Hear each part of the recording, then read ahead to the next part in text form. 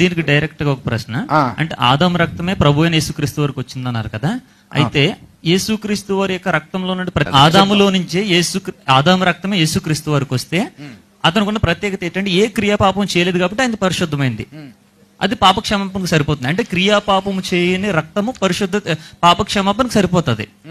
అయితే హేబేలు కూడా ఏ క్రియాపాపము చేసినట్టుగా బైబిల్లో లేదు. అలా అనకూడదు మనం, ఎందుకంటే నీతిమంతుడు లేడు, ఒక్కడు లేడు, అందులో హేబేలు కూడా. ఆ శరీరము ఆ రక్తం కలిగినటువంటి యేసుక్రీస్తు వారు కూడా నీతిమంతుడు కాదు కదా లెక్కన ప్రకారంగా. అయ్యో, నీతిమంతుడు ఎలా అవుతాడు? చేస్తేనే అవుతాడు. అదే ఆ క్రియాపాపమే హేబేలు చేయలేదు కదా అంటున్నాను నేను. క్రియాపాపం హేబేలు చేయలేదని మనం అనడానికి సరిపోంటున్నాను, ఎందుకంటే రాయబడలేదు. నీతిమంతుడు లేడు, ఒక్కడును లేడు. అందులో హేబేలు ఉంటాడా? ఉండడా? అందులో యేసుక్రీస్తు ఉన్నాడా? అందులో యేసుక్రీస్తు మాత్రమే ఉండడు.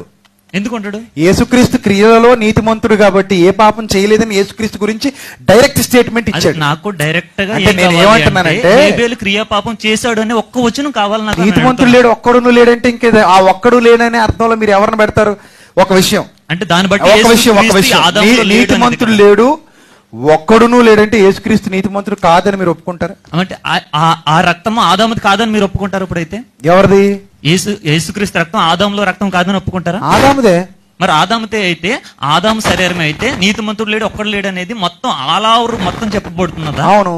ఎందుకు చెప్తానంటే ఆదాములో లేదు అని నేను అంటున్నాను. అది యేసు రక్తం ఆదాములో లేదు. మరి ఎక్కడి నుంచి వచ్చింది రక్తం? అది శరీరము యేసు రక్తం కూడా ఆదాములో లేదు. ఎక్కడి నుంచి వచ్చింది చెప్పు. ఇప్పుడు ఒకడు పుట్టడానికి మూలం ఎవరో చెప్పు నువ్వే. ఇప్పుడు మత్తయి సువార్తకు వెళ్దాం. చెప్పు. ఏదో చెప్తున్నావు కదా, రక్తంలోకి వచ్చావు ఇప్పుడు మళ్ళీ. అది అయిపోయింది. యేసుక్రీస్తు రక్తంలోకి వచ్చావు. ఇప్పుడు నేను ఏం చెప్తున్నానంటే ఆదాములో రక్తం కాదు. ఆదామని ఇంత మొద్దు ఉన్నది. ఇంత మొద్దులో మొత్తం సర్వ మానవాళి యొక్క శరీరాలన్నీ కూడా ఆదాములో ఉన్నాయా?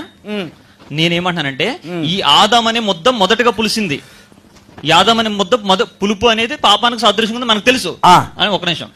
ఇప్పుడు ఇందులో తీసినటువంటి ఏ ముద్ద అయినా పులుపా కాదా? నేనేం చెప్తున్నానంటే ఇప్పుడు ఆదాం అనే ముద్ద పుట్టుకతో పులియలేదు, పరిశుద్ధమైంది, మధ్యలో పులిసింది. అదే ఇప్పుడు మరలా కొత్తగా వచ్చే దేహం ఏదైతే ఉందో ఆ దేహాన్ని డిజైన్ చేసేది దేవుడు. అది ఆదాముకు పిల్లలు ఎప్పుడు పుట్టారు? పులిసిన ముద్దకు పుట్టారు. నేను అదే చెప్తున్నా. ఆదాము పులిసింది అని చెప్పేసి పాపం అతని వరకే తప్ప ఆ పులుపు మరొకడికి వస్తుందని బైబిల్లో లేదంటున్నా. ఇప్పుడు నువ్వు ముద్ద దగ్గరికి వెళ్ళావు, నేను ఒక విషయం చెప్తాను. ఇప్పుడు నువ్వు ముద్ద దగ్గరికి వెళ్తావు, నేను చెప్తా. నేను పులిసిపోయిన పెరుగు తీసుకుందాం, నీ ముద్దతో నేను ఇప్పుడు చెప్తున్నా. పులిసిపోయిన పెరుగులోంచి కొంత తీసుకుని తోడు చొక్కేసా మంచి పాలల్లో. ఇది పులుపు పెరుగు అవుద్దా, మంచి పెరుగు అవుద్దా? ఉంచండి, పులిపే అవుతుంది. అది ఖచ్చితంగా మంచి పెరుగు అవుతాయి. అలా ఉంచండి, మళ్ళీ పులిపే అవుతుంది. అది వంచితే పులుపు అవుతుంది, వంచితే ఏదైనా అవుతుంది. ఇది ఆ పులుపు ఎందుకు అవుతుందంటే మొదటి పెరుగులో పులుపు ఉంది. నేను చెప్పింది అంటే ఆదాం అనే ముద్దలో నుంచే యేసుక్రీస్తు వారి యొక్క శరీరం కూడా వచ్చిందా? 100%. దానికి రెఫరెన్స్ ఇస్తున్నాను. ఆయన రక్తమే వచ్చిందా? ఆదాము రక్తమే యేసులో ఉందనడానికి నేను రెఫరెన్స్ ఇస్తున్నాను, రాసుకో.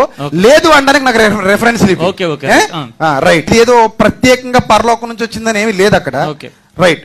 తర్వాత యేసు శరీరం మరియకు సంబంధం లేకుండా ప్రత్యేకంగా డిజైన్ చేయబడితే గనక మరియ గర్భంలో 9 నెలలు ఉండాల్సిన అవసరం లేదు.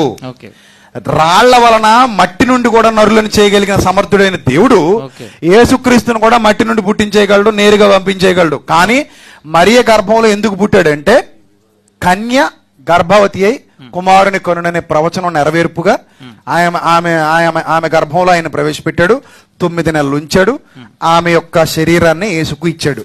లోక 1:42 లోక 1:42 ఏమనుందంటే అక్కడ స్త్రీలలో నీవు ఆశీర్వదింపబడిన దానవు, నీ గర్భఫలము అన్నాడు. నీ గర్భఫలము, నీ పరిశుద్ధాత్మ మాట్లాడుతున్నాడు ఇక్కడ. ఇది నీ గర్భఫలమే తల్లి, నేనేం పైనుంచి తెచ్చి పెట్టలేదు తల్లి, పరిశుద్ధాత్మ సాక్ష్యం. నీ గర్భఫలం ఎలా అయింది? 9 నెలలు నీ కడుపులో ఉండి నీ మాంసమే తీసుకుంటాడు, నీ రక్తమే తీసుకుంటాడు. సో తల్లి రక్తం బిడ్డకు వస్తుందా లేదా అనే కాన్సెప్ట్ ఒకటి ఈయన మాట్లాడారు. దానికి నేను ఆధారాలు ఇస్తాను ఒకవేళ మళ్ళీ ఆ విషయం ప్రస్తావిస్తాను. ఎందుకంటే మీరు మాట్లాడిందే కదా ఇది, మరియ రక్తం యేసులోకి రాలేదని మీరు మాట్లాడిందే. అందుకే నేను డాక్టర్లను కూడా తీసుకొచ్చి కూర్చోబెట్టి అక్కడ